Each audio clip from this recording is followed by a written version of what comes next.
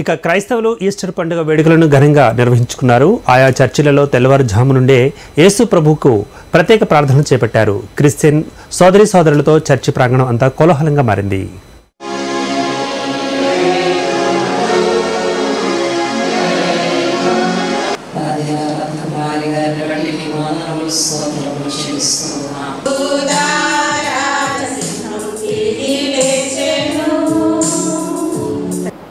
గోవాడ జీవన్ కుమార్ గారి గురించి ఒక మాట చెప్తాను.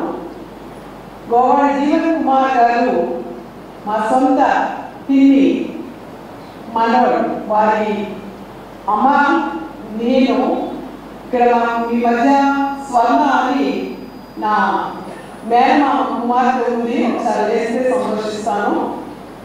ఆమె బందెల జయరాజ్ గారి భార్య హైదరాబాద్లో ఉంటున్నారు.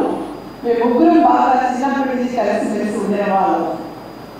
దేవుడు మరి ఆయన చిత్రమేమో తెలియదు కానీ వారి తల్లి గారిని చాలా చిన్న వయసులో దగ్గరికి తీసుకెళ్ళారు. కానీ మీరు గోవాడ కుటుంబం గురించి గుడ్ ఫ్రైడే రోజు దైవాశ్వాదం గారి మాటలు మీరు ఉంటారు. గోవాడ వారు యాజిక ప్రతిష్ఠిత కుటుంబం. ఆ కుటుంబం నుంచి వచ్చే బిడ్డ ఈ సంగతి ఆఖరిలో ఉండటం దేవుని స్తోత్రం చెల్లిస్తున్నాను. అదేవిధంగా ఈ సమయంలో నా గురించి చాలా చాలా ఎక్కువ చెప్పారు మా సోదరి సుందరలీలమ్మ గారు. వారికి హృదయపూర్వకమైన వందనాలు చెప్తున్నాను. లకిడికపుల్లోని లూథరన్ చర్చిలో ఖైరతాబాద్ ఎమ్మెల్యే దానం నాగేందర్ ఈస్టర్ పండుగ వేడుకల్లో పాల్గొన్నారు. వేడుకలలో పాల్గొనడం సంతోషంగా ఉందని ఆయన పేర్కొన్నారు. చర్చి రెవరెండ్ జీవన్ కుమార్ ప్రత్యేక ప్రార్థనలు చేశారు. అనంతరం చర్చి అడాహక కమిటీ దానం నాగేంద్రకు శాలువా కప్పి సన్మానం చేసింది.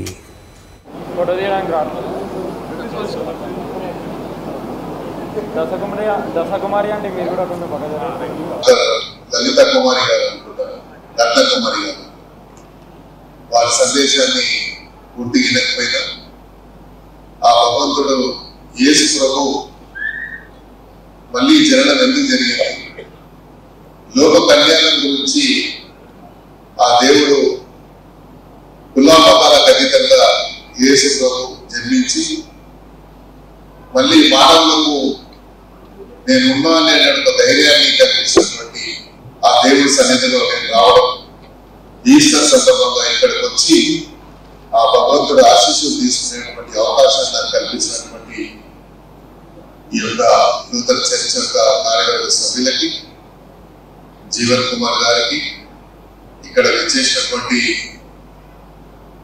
ఆ యేసు ప్రభు ఆ భగవంతుడి యొక్క ప్రేమికులకి అందరికీ కూడా శిరస్సు ఉంచి హృదయపూర్వకంగా ఈస్టర్ శుభాకాంక్షలు తెలియజేసుకుంటూ మరి ఈ పవిత్రమైనటువంటి ఈ యొక్క చర్చిలో మరి ఇక్కడికి వచ్చినందుకు నిజంగా ఎంతో సంతోషంగా ఉంది. ఆ సందేశం జరిగేటప్పుడు లోపలికి రాకుండా కాబట్టి బయట కూర్చొని వారి సందేశాలు విన్నారు. ఇక్కడ వచ్చేసినటువంటి మీ అందరికీ ఆ యేసు ప్రభు ఆయుర ఆరోగ్యాలు ఇవ్వాలని, మీ కుటుంబాలు ఎక్కడైనా సుఖ సంతోషాలతో ఉండాలని మనస్ఫూర్తిగా ఆ యేసు ప్రభు కోరుకుంటూ నాకు ఇక్కడ వచ్చి ఆ భగవంతుడు ఆశీస్సులు తీసుకునేటువంటి భాగ్యాన్ని కల్పించినటువంటి కార్యవర్గ సభ్యులకి, జీవన్ కుమార్ గారికి హృదయపూర్వకం ధన్యవాదాలు తెలియజేస్తూ వచ్చే పార్లమెంట్ ఎన్నికలలో నల్గొండ కాంగ్రెస్ ఎంపీ అభ్యర్థి కుందూరు రఘువీరారెడ్డిని గెలుపు ఖాయమని రాష్ట్ర వ్యవహారాల ఇన్ఛార్జ్ దీపా మున్షి పేర్కొన్నారు. కేంద్రంలోని బీజేపీ ప్రభుత్వం 10 ఏళ్ల పాలనలో పూర్తిగా విఫలం అయిందని విమర్శించారు. వచ్చే పార్లమెంట్ ఎన్నికలలో రాహుల్ గాంధీ ప్రధాని కావడం ఖాయమని ధీమా వ్యక్తం చేశారు. బీజేపీ, బీఆర్ఎస్ పార్టీల మాటలను ప్రజలు నమ్మే స్థితిలో లేరని వ్యాఖ్యానించారు.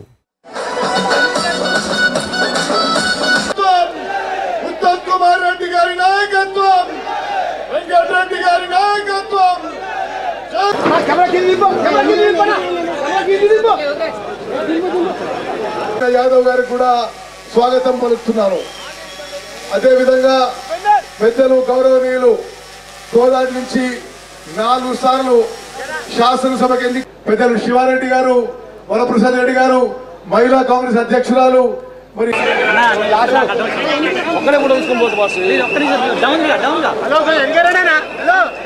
గౌరవనీయురాలు AICC general secretary in charge Deepa Das Munshi గారు,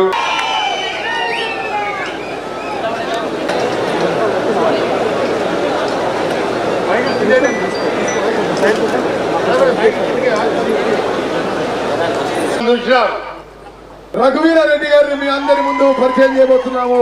రఘువీరారెడ్డి గురించి కూడా మీ అందరికీ మంచిగా తెలుసు. ఇది ఎన్నిక నామమాత్రమే.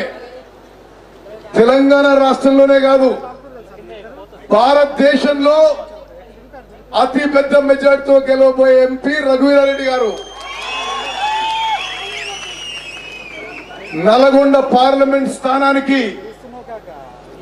ఈ రాష్ట్ర చరిత్రలో, ఈ దేశ చరిత్రలో ప్రత్యేక స్థానం ఉంది. సుదీర్ఘ కాలం నుంచి ఇప్పుడు నల్గొండ ఎంపీ స్థానం కానీ, అంతకుముందు మిర్యాలగూడ ఎంపీ స్థానం కానీ ఎప్పుడు కాంగ్రెస్ పార్టీ గెలుస్తూ వచ్చింది, మంచి మెజార్టీతో గెలుస్తూ వచ్చింది.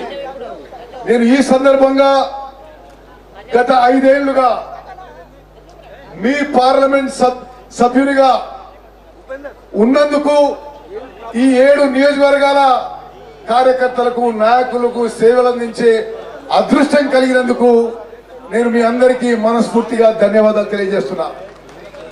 పార్లమెంట్ లో పదే నల్లగొండ పార్లమెంట్ నియోజకవర్గం గెలవ మిప్పించిన, కొత్త రైల్వే లైన్ మంజూరు చేయించినాం, కొత్త రోడ్లు మంజూరు చేయించినాం. అనేక విధాలుగా నల్గొండ పార్లమెంట్ నియోజకవర్గ గెలవ పార్లమెంట్ లో గట్టి